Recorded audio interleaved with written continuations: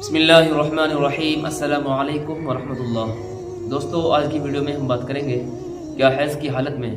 یعنی عورت کو جو پیریڈنگ آتی ہے، ناپاکی کے ایام جو ہوتے ہیں پیریڈز میں، ہم بستری کرنا جائز ہے یا نہیں، اسلام اس کی اجازت دیتا ہے یا نہیں، قرآن اور حدیث اس سلسلے میں کیا کہتا ہے، آج ہم اس مسئلے کے اوپر بات کرنے والے ہیں۔ دیکھیے، اس مسئلے کا جواب یہ ہے کہ حالت حیض میں، پیریڈز کی حالت میں ہم بستری کرنا اسلام کے اندر ناجائز اور حرام ہے۔ اسلام اس کو سخت طریقے سے منع کرتا ہے کہ ایسی عورتوں سے دور رہنا چاہیے۔ اللہ تبارک و تعالیٰ سورہ بقرہ کے اندر فرماتے ہیں، یسألونک عن المحیض قل هو اذن فاعتزلوا النساء فی المحیض ولا تقربوهن حتى يطهرن فاذا تطهرن فأتوهن من حيث امركم الله ان اللہ یحب التوابین ویحب المتطہرین۔ یہ مکمل آیت ہے جو میں نے آپ لوگوں کے سامنے پڑھ کر کے سنائی ہے۔ اس آیت میں اللہ کیا فرماتے ہیں، سنو۔ اللہ فرماتے ہیں کہ اے نبی جی، یہ لوگ صحابہ کرام آپ سے حیض کے متعلق معلوم کرتے ہیں کہ عورتوں کو جو گندگی آتی ہے مہینے میں، خون آتا ہے، پیریڈز آتا ہے، حیض، اس کے بارے میں یہ آپ سے معلوم کرتے ہیں، تو آپ ان کو بتاؤ کہ اللہ کا حکم ہے یہ، قل هو اذن، آپ ان کو بتاؤ کہ یہ اللہ کا حکم ہے، اور اللہ کہتے ہیں اس کے بارے میں قل هو اذن، کہہ دیجئے کہ یہ گندگی ہے، ناپاک چیز ہے، فاعتزلوا النساء فی المحیض، اس ناپاکی کے عالم میں، اس ناپاکی کے وقت میں عورتوں کے قریب نہیں جانا ہے۔ قریب نہ جانے کا مطلب یہ ہے، اللہ فرماتے ہیں فاعتزلوا النساء فی المحیض ولا تقربوهن حتى يطهرن، کہ جب وہ پیریڈز ختم ہو جائے، حیض بند ہو جائے، تو پھر تم ان کے قریب جا سکتے ہو۔ قریب جانے کا مطلب یہی ہے کہ ان سے ہم بستری کرنا ناجائز ہے، حرام ہے۔ علماء نے اس کی تحقیق یہی کی ہے، مفسرین عظام نے یہی تحقیق کی ہے کہ یہاں ہم بستری سے رکنا ہے، اور اس کے علاوہ باقی سب چیزیں ہو سکتی ہیں، یعنی حیض کی حالت میں بیوی کے پاس لیٹنا، بیوی سے بات چیت کرنا، دل لگی کرنا، بوسو کنار کرنا، یہ سب جائز ہیں۔ لیکن یہاں جو کہا اللہ نے وَلَا تَقْرَبُوهُنَّ حَتَّى يَطْهُرْنَ، کہ ان کے قریب نہ جانا، یعنی ان سے ملاقات نہ کرنا، ہم بستری مت کرنا جب تک کہ یہ پاک نہ ہو جائے۔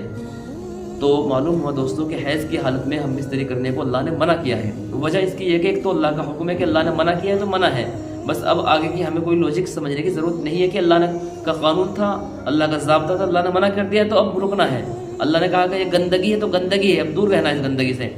اور اس گندگی کے جو سائیڈ ایفیکٹس ہوتے ہیں، آپ حیران رہ جاؤ گے سن کر کے، کتنی بڑی بڑی بیماری ہوتی ہیں۔ انسان کی حفاظت کے لیے، انسان کی بقا کے لیے اللہ نے یہ قانون بنا دیا ہے کہ اس بیماری سے بچانے کے لیے اللہ نے پہلے ہی ہمارے لیے یہ روک لگا دی ہے کہ وہ شادی شدہ مرد ہو، یہ جو زنا کرتے ہیں وہ ہو، یا وہ مسلمان ہو یا غیر مسلم ہو، کوئی بھی ہو، یہ سب کے لیے ایک اصول اور ضابطہ بنا دیا ہے اللہ نے کہ اگر تم ناپاکی کی حالت میں اپنی بیوی کے پاس جاؤ گے تو چونکہ وہ گرمی اور گندگی کا خون ہوتا ہے، اور مرد کا اللہ تبارک و تعالیٰ نے جو ٹیمپریچر رکھا ہے وہ الگ رکھا ہے، اور عورتوں کا ٹیمپریچر جو رکھا ہے وہ الگ رکھا ہے، اس کا گرم ہوتا ہے، سخت ہوتا ہے، اور مرد کا جو اعلیٰ تناسل ہوتا ہے، جب وہ ناپاکی کی حالت میں عورت کی شرمگاہ میں داخل ہوتا ہے تو اس کے ذریعے سے جو گرم اور جو ناپاک اور جو گندا خون رس کر کے آتا ہے وہ مرد کے اعلیٰ تناسل پر لگ جاتا ہے، اور جس کے ذریعے سے وہ بیماری مرد کے اندر منتقل ہو جاتی ہے۔ تو اس لیے بڑی خرابیاں ہیں حیض کی حالت میں ہم بستری کرنے کی، تو اللہ نے انسان کی حفاظت کے لیے، انسان کی بقا کے لیے یہ قانون بنا دیا، یہ ضابطہ بنا دیا کہ حیض کی حالت میں ہم بستری نہیں کرنا ہے۔ تو اللہ نے تو یہ بہت پہلے ہی قانون بنا دیا تھا، ضابطہ بنا دیا تھا۔ آج کا ڈاکٹر کہتا ہے کہ اس سے ایڈس وغیرہ HIV کی بیماری ہو جاتی ہے، تو یہ ہم سب جانتے ہیں۔ تو یہ کیوں ہوتی ہے؟ اسی وجہ سے ہوتی ہے کہ ہم بھولے سے، نادانی سے، جان بوجھ کر کے یہ کام کر دیتے ہیں، گندا کام۔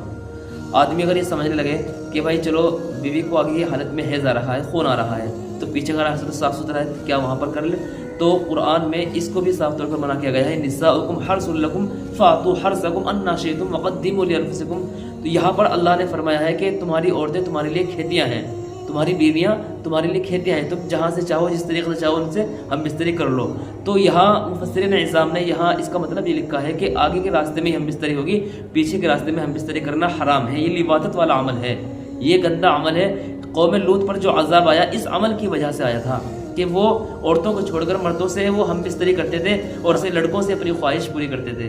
تو اللہ نے ان کو پر اتنا سخت عذاب دیا ہے، قرآن اس کو بیان کرتا ہے کہ ان کی بستی کو ان کے اوپر پلٹا دیا ہے۔